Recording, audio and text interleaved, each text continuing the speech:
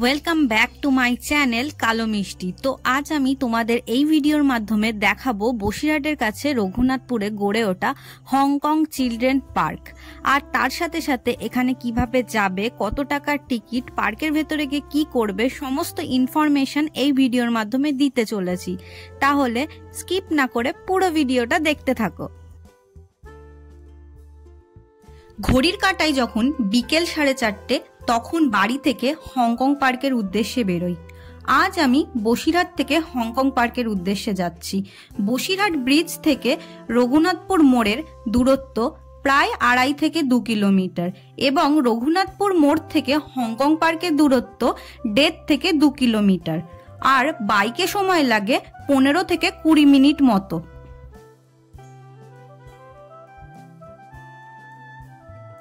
এই মুহূর্তে চলে এসেছি রঘুনাথপুর মোড়ে। বসিরহাট রোড ধরে রঘুনাথপুর মোড়ে এসে ডান দিক দিয়ে যে পাকা রাস্তাটা চলে গিয়েছে রঘুনাথপুর গার্লস স্কুলের পাশ থেকে, সেই রাস্তা ধরেই চলে যেতে হবে হংকং পার্কের উদ্দেশ্যে। এই পার্কটি একদম ভিতর সাইডে।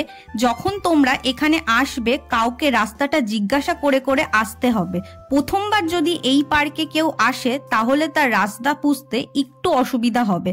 তবে এই পার্কে যাওয়ার আগে দুটো স্কুল পড়বে, একটা রঘুনাথপুর মোড়ে গার্লস স্কুল যেখান থেকে রাস্তা শুরু হচ্ছে, আর একটা হংকং পার্কের যাওয়ার ঠিক 2 থেকে 3 মিনিট আগে একটি প্রাথমিক বিদ্যালয় পড়বে। তার পাশ থেকে গিয়ে 2 মিনিটের দূরত্বেই হচ্ছে হংকং পার্ক। পার্কে যাওয়ার সময় রাস্তা শুরুতে একটু খারাপ হলেও পরবর্তীতে ভালো। পুরো গ্রাম্য পরিবেশের মধ্যে দিয়ে এই পার্কের মধ্যে যেতে হবে, যেটা কিনা সবারই নজর কাড়বে। এখন যেই সরু রাস্তাটা দেখা যাচ্ছে, এই রাস্তা বরাবর গেলে মিনিট 2 থেকে 1.5 মিনিট বাইক চালালেই পৌঁছে যাবেন হংকং পার্ক।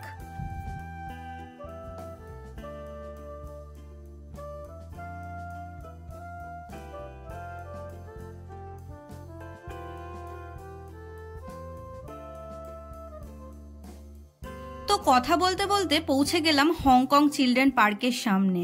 তো চলো ভিতরে যাওয়া যাক। এই পার্কের প্রবেশ মূল্য 20 টাকা প্রতিজন, এবং যদি কেউ বাইকে যায়, আমরা যেমন বাইকে গিয়েছিলাম, পার্কের ভিতরেই সেটা রাখার ব্যবস্থা আছে। আলাদা করে কোনো গ্যারেজ এখানে পাবেন না। 10 টাকা করে নেওয়া হয় এবং এই পার্কটি প্রতিদিন খোলা থাকে সকাল 10টা থেকে বিকেল 6:30 পর্যন্ত।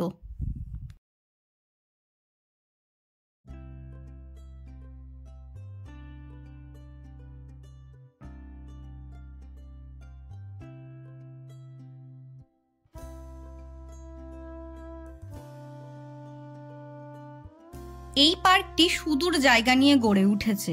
পার্কে ঢোকার সাথে সাথেই চোখে পড়বে নানা রকমের ফুল ও ফলের গাছ।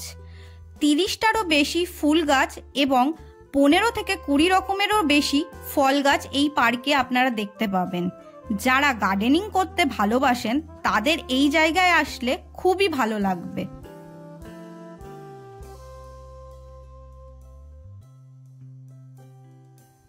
পার্কে ঢোকার পরপরই এই নোটিশ বোর্ডটি আপনাদের চোখে পড়বে। অবশ্যই করে এই নোটিশটা পড়ে নেবেন। এই পার্কে কি করা উচিত আর কি করা উচিত না সেই সব ইনফরমেশনই এই নোটিশ বোর্ডে দেওয়া আছে।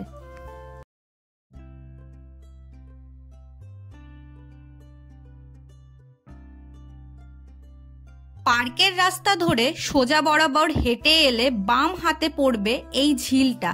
এই ঝিলের মধ্যেই বোটিং এর ব্যবস্থা আছে। 20 টাকা করে নেওয়া হয়। সময় থাকে মিনিমাম 30 মিনিট। কিন্তু যদি পার্কে ভিড়ভাড়টা কম থাকে বোটিং এর জন্য, তাহলে যার যতক্ষণ ইচ্ছা সে ততক্ষণ ধরে বোটিং করতে পারবেন এখানে।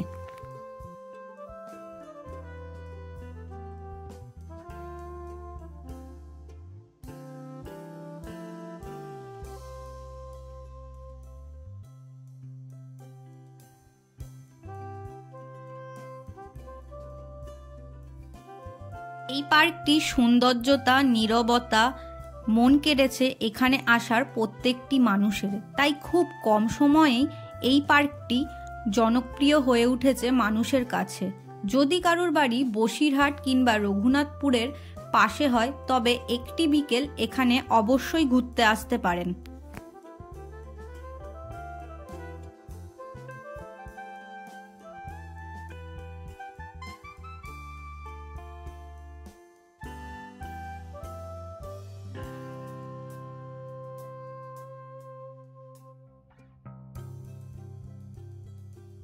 এই পার্কের সবথেকে আকর্ষণীয় বিষয়টি হলো ঝুলন্ত ব্রিজ। এই ব্রিজটি লম্বু বা মেহগনি গাছ, বাঁশ, মোটা দড়ি আর জিআই তারের সাহায্যে বানানো। প্রায় 300 মিটার লম্বা আর উচ্চতায় প্রায় 100 মিটার। ছোট কাঠ দড়ি দিয়ে নির্মিত এই ব্রিজটি বাংলা তথা বসিরহাটে প্রথম। এই ঝুলন্ত ব্রিজ দেখার জন্য নানা জায়গা থেকেই লোক এই পার্কে আসছে। আজ আমি আপনাদেরকে এই ব্রিজে ওঠার অভিজ্ঞতাটা জানাবো।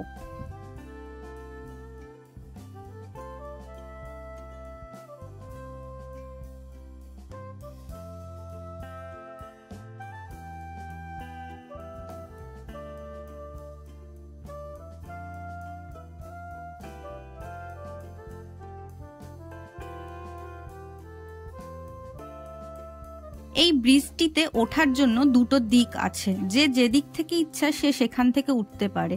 তবে আমি যেখান থেকে উঠেছি সেখান থেকে উঠলে আপনাদের সুবিধা হবে।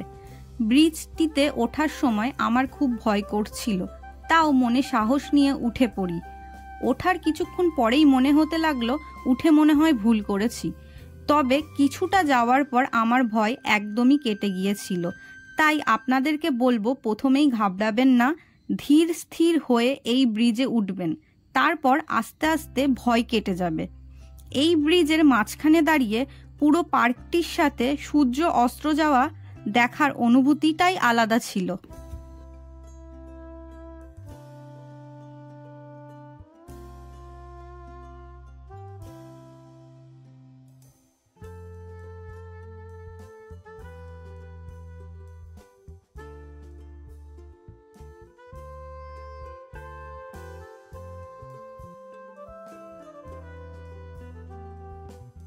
এই হংকং পার্কে যদি কেউ কলকাতা থেকে নিজের গাড়ি নিয়ে আসতে চায় তাহলে বারাসাত টাকি রোড ধরে রঘুনাথপুর মোড়ে আসতে হবে এবং সেখান থেকে 2 কিলোমিটার ভিতরে এই পার্কে চলে আসতে পারবে। তবে 4 চাকা নিয়ে যদি কেউ আসতে চায় তাহলে কিন্তু একদমই হংকং পার্কের সামনে পর্যন্ত আসতে পারবে না, কারণ এখানকার রাস্তা খুবই সরু, যেখানে 4 চাকা ঢুকবে না। এখানে কেউ যদি ট্রেনে করে আসতে চায় তাহলে শিয়ালদহ স্টেশন থেকে যে কোনো হাসনাবাদ লোকাল ধরতে হবে এবং চাপাপুকুর স্টেশনে নামতে হবে। তারপরে চাপাপুকুর স্টেশন থেকে যে কোনো টোটো করে হংকং পার্কে চলে যেতে পারবেন।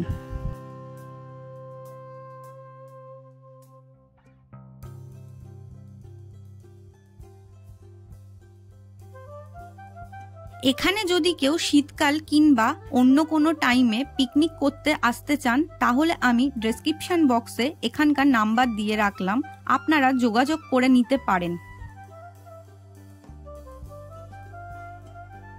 এই পার্কে ঢোকার সময় যারা বসেছিলেন তাদের সাথে কথা বলে জানতে পারি যে 2025 সালে এই পার্কটিকে আরো সুন্দর করে তোলা হবে।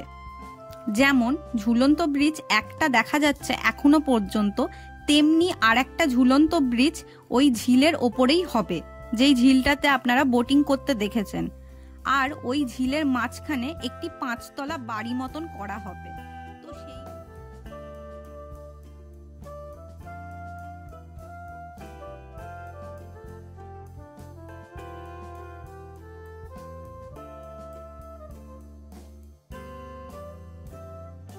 তো এই ছিল আজকে পুরো হংকং পার্ক নিয়ে ডিটেলসের ভিডিও।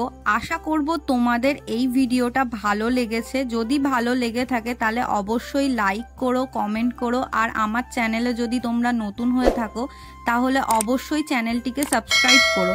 দেখা হচ্ছে পরের ভিডিওতে, তত সময় ভালো থেকো, tata, and thank you for watching.